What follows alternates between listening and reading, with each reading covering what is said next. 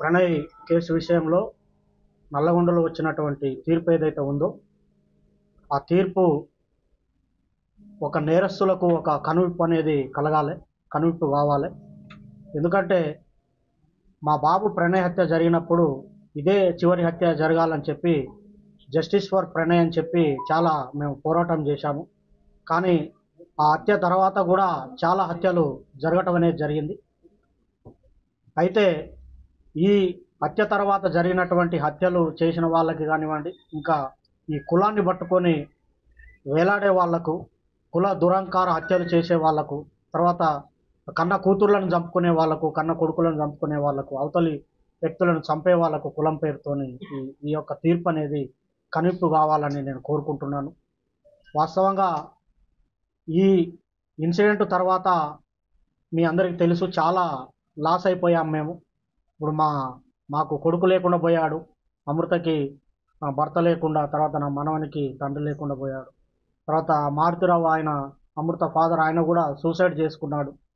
తర్వాత ఈ ఇందులో ఉన్నటువంటి 7 మందికి సుభాష్ శర్మకి ఉరిశిక్ష, తర్వాత మిగతా 7గురికి 6 మందికి జీవిత ఖైదు విధించడం అనేది జరిగింది.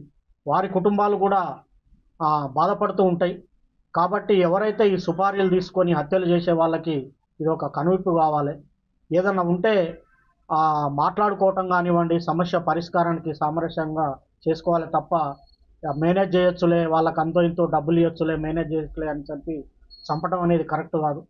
ఈ కేసు విషయంలో మమ్మల్ని కూడా అనేక రకమైనటువంటి ప్రలోభాలు పెట్టినప్పటికి కూడా మేము ఎక్కడ లొంగకుండా న్యాయం జరగాలి, ఈ హత్యతోని మిగతా కుల హత్యలు ఆగిపోవాలని చెప్పి మేము పోరాటం అనేది చేయటం జరిగింది.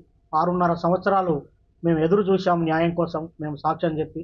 ఇందులో ముఖ్యమైనటువంటి పాత్ర పోషించినటువంటి అప్పటి డిఎస్పి శ్రీనివాస్ గారికి ప్రత్యేకమైన కృతజ్ఞతలు ఈ సందర్భంగా తెలియజేస్తూ ఉన్నాను. ఎందుకంటే సారు ఐఓగా చాలా గొప్పగా ఆ కేసును పకడ్బందీగా, చాలామంది మమ్మల్ని అన్నారు ఎందుకు కేసు లేట్ అవుతుంది, ఛార్జ్షీట్ లేట్ అవుతుంది, ఏదో జరుగుతుందని.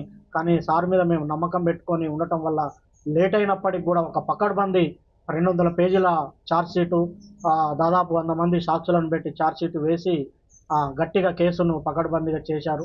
తర్వాత దానికి సహకరించినటువంటి ఎస్పీ రంగనాథ్ గారికి కూడా ఈ సందర్భంగా ప్రత్యేకమైన కృతజ్ఞతలు తెలియజేస్తూ ఉన్నాను. సార్ ఆధ్వర్యంలో మంచి టీము సుభాష్ శర్మను ఆ రోజు వెళ్ళి పట్టుకోవటము, తర్వాత నిందితులందరినీ పట్టుకోవటం విషయంలో కూడా సారు అనేకమైనటువంటి టెక్నిక్స్ ఉపయోగించి, టెక్నికల్ ఎవిడెన్స్ ఉపయోగించి తర్వాత ఈ సాక్ష్యాలను కూడా ప్రొడ్యూస్ చేయడం అనేది జరిగింది.